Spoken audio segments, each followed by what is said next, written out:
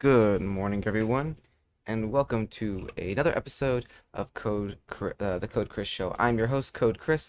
Now, in today's segment, we are going to be talking about the Department of Technology, which I'm calling this segment. It's has to do with where politics overlaps with technology. We just got recent news that El Salvador is actually looking at becoming the first country to adopt Bitcoin as legal tender, right? Basically meaning that um, you could use uh, it in the same way you could use their other currency. Now, I don't know that much about El Salvador, so I went onto Wikipedia, and took a look at the stats with their economy, just considering a few different options that might exist for what these ramifications could do for the country. So it opens up a whole range of questions that, after reading through some of the things about their economy, that I do wonder. So, one thing that's really interesting is the remittance from abroad, which is, I had to look this up, but remittance is basically when cash from another country is brought into the current country. And so, one thing that'd be interesting to note and think about is if they were bringing in like cash from the States to their country, that's like one thing. But now when you have a decentralized currency like Bitcoin and you bring it into the country, does the country actually have that value inside of the country? Because it's not actually stored in the country, but it can get circulated locally. And that is kind of one thing I did want to think about and consider. So I think there's a lot of different factors, and the first is going to be the adoption rate from the general public. So right now, cryptocurrency as a whole, not necessarily well known throughout how to even use it by the common person. Of course, that will change, especially if it's considered something that is, going to be part of just another currency, just something else you could use instead of the currency of the country. Now, what's interesting about this is there's a lot of volatility that goes on right now in the crypto market. Having said that, over the long run, if you actually look at Bitcoin, its volatility has actually been reducing over time. Now, this could be a long-term game for the country, and if you are someone who lives in El Salvador and you would like, and you know something about cryptocurrency, Bitcoin specifically, I would actually really love to have you on the show and hear your thoughts and opinions about what the adoption of this is, just, amongst you and your friends, people you know. Do you think this would be something that would change sort of daily habits? I don't know. There's a lot of questions that I just would love to really pick your mind about. So reach out if you're interested. One of the other things too about the whole situation is the time of transactions. So Bitcoin specifically, because of different factors, the settling is significantly faster than most other things. But it's still like a few minutes to a few hours, depending on what's going on with the with the number of factors.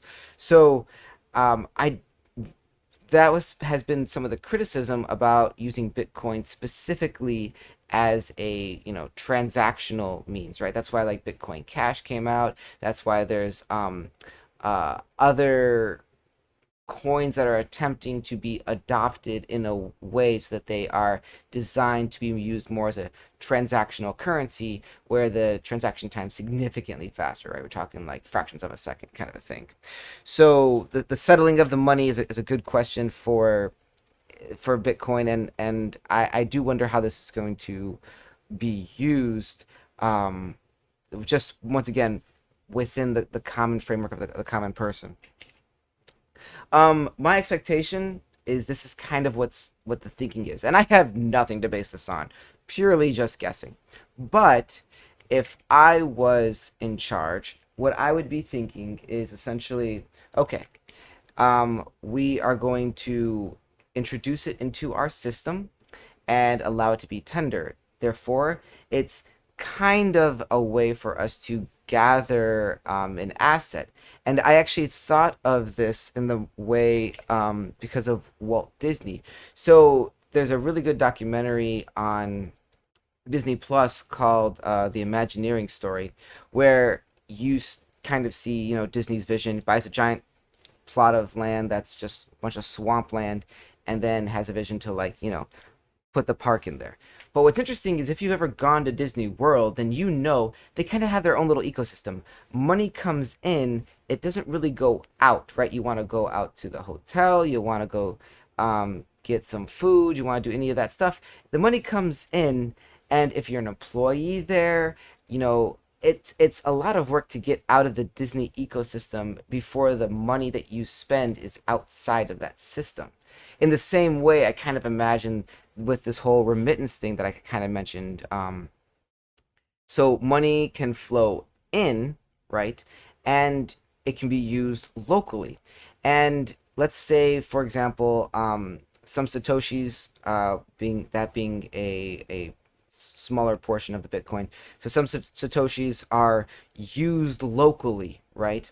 And what would end up happening is within the country, there's kind of this like cash, right? Now, if you have cash and you're transacting, okay, well there's no way for the government to necessarily kind of be, constantly interfering with some sort of uh tax regulation, right? Although they have a VAT tax, separate thing. But um let's say, like, you go to your local vendor, you use your crypto wallet, send the payment directly to their crypto wallet. You're getting like some food, and that transaction takes place between the two of you. Now, although the money is not physically there, right, in El Salvador, it is occupied by two residents locally within El Salvador. And at some point in time, it's possible through whatever means that a payment is made to the government for whatever. And it goes from their wallet into the wallet of the government. And then the government could, of course, spend it, but what they would probably do is just hold on to it, right? Hodl. They basically would be able to hold and basically acquire this asset. So in the background, they're basically, if it's like a digital gold, they're basically just allowing gold to be introduced into the system, and over time, it goes into the government. Well, once again, a vast majority of the population at the current time, expectation is, are not going to immediately adopt it. At least that's my guess. And so it will slowly start to funnel in. And what you've done is you've created a funneling stream that's slowly building you an asset in the background. In that case, the volatility of that asset long term is not the issue, it's the short term. But if it's not a majority of the GDP, right? If it's not a majority of all of all the transactions, all the money that the country has, then really all it's doing is just slowly being collected and being put in a vault, right? So that's a really interesting thought that I don't know, when I started kind of running through some of these ideas, it could be a way to hedge for inflation, which has kind of always been like the one frame of thinking. But from the country's point of view, it's a way of, once again, me guessing, but it's a way of getting in the asset into the country locally, right? Because the person is physically locally there. And then at some point, that person who is physically locally there might have to do a transaction with the government locally there, right?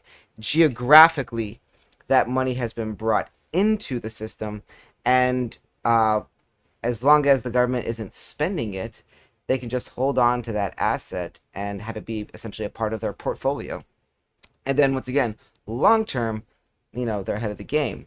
And then as they are the very first to the field, they will kind of be able to benefit from subsequent countries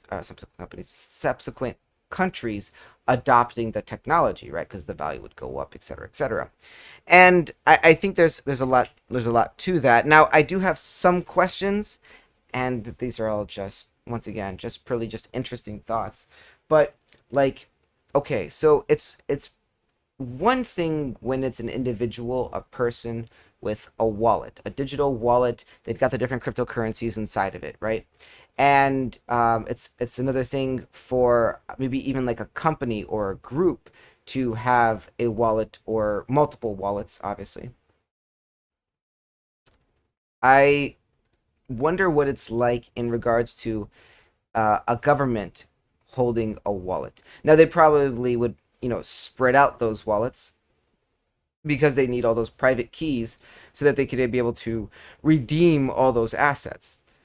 However, is I don't know if that's a security situation where, well, what does it take for one party to grab one of the private keys and transfer those funds into a different wallet that is maybe to a private individual. And I don't know. How do you manage the security of that? Because on the one hand, even though within a country right now, um, that doesn't really exist. Like you can't just really grab out, you know, um, like money from the bank, right? Like a person can't just, grab that. Um, it is really interesting because the big difference is that those those digital assets, right? That Bitcoin, there's only one. It does actually exist. It's not a number on the screen. It's not it's nothing like that. So because of that, when you take it, if you were to basically get the the private key and transfer it over to a wallet it's not supposed to be in, right? If somebody within the government or somebody is able to somehow get access to just one of them, they are actually taking the asset. So it's not as it's really interesting, and I don't really know how that would work on a security situation. The other question too I have is about the tax situation. So I briefly mentioned, so El Salvador does have what's called a VAT tax, which is a value added tax, which I think is a superior approach to taxing. And instead of a sales tax, which basically at the very end, when you buy a product, right? So when you buy light bulbs or whatever, there's a tax you pay on the price of the goods, right? And that's the sales tax. The VAT tax is basically um, this portion of the tax has been paid from each stage of the production of the light bulb all the way, and once it gets to the end user, it's already been taxed multiple times at different points in production. So that, like, you're not really getting it at the sales transaction tax point of time, which is also interesting too, because what that would mean is that the VAT tax may still allow them to, benefit from the peer-to-peer transactions happening, right? Because you don't have to worry about sales tax. You don't have to worry about that. That at the point of the transaction, making sure there's a tax being put on it, and trying to intervene, because the tax that was acquired has actually already taken place. So the peer-to-peer portion, it's already taken care of. Like, what are you gonna do with it? You don't need it anymore.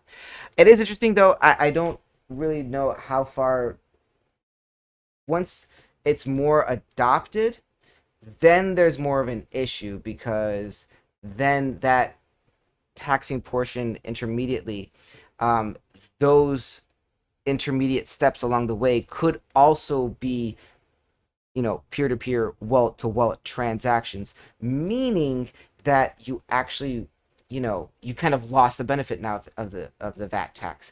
And how do you tax it now in general if all the different steps along the way? But that's a long-term issue and problem that would have to be resolved, right? At that point in time, or not Venezuela, I'm sorry, El Salvador is like way ahead of the game. So they're probably already thinking of ways to address it, because by that point in time, once again, other countries will have already done some sort of similar things. Now this is still just a proposal. It's a developing story. There's a lot of additional details that weren't really fleshed out in the article, but it's a headline, and I just did some quick looks at what it's like for El Salvador, their economy, what are just general implications. Because I actually have a previous video where I ask if cryptocurrency is a Republican or Democrat idea.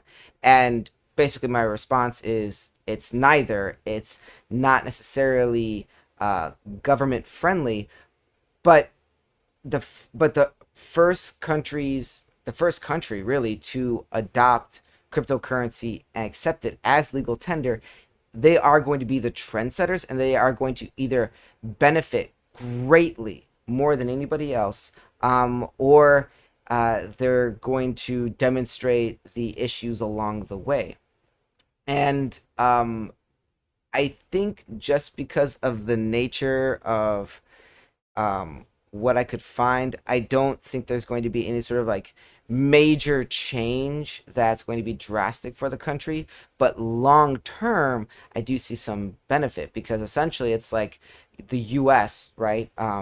Saying like, hey, we're gonna, you can now use gold coins, and each gold coin represents, this much of a dollar, right? Will actually give you the value that you could trade actual gold in for, right? Whatever the price of gold is right now. And essentially the government just waiting for the point of time where the transactions take place, where you are exchanging gold with the government, and then instead of them putting it back into circulation, they just hold on to that, right? And then they let the other fiat currency just go ahead and keep circulating, but slowly take away the things that are assets and maintain value or can grow in value, ultimately increasing the giant safe full of gold, and letting money continue to circulate and do its thing. It's very, very interesting. Thank you guys for watching. This has just been one of those things where politics and technology has overlapped. If you are from El Salvador, live in El Salvador, and you know anything about cryptocurrency and anything about Bitcoin specifically, and you are interested in coming on the show and talking about if this was to take place, what are some of the ramifications that you would see just locally with you, your friends, your family, expectations. I have no idea what it's like, or sort of what the sort of attitude is around cryptocurrency or Bitcoin in general over there. So if you are interested in coming on the show, reach out to me. I would love to have you on the show. Thank you guys for watching. Have a nice day. Bye-bye.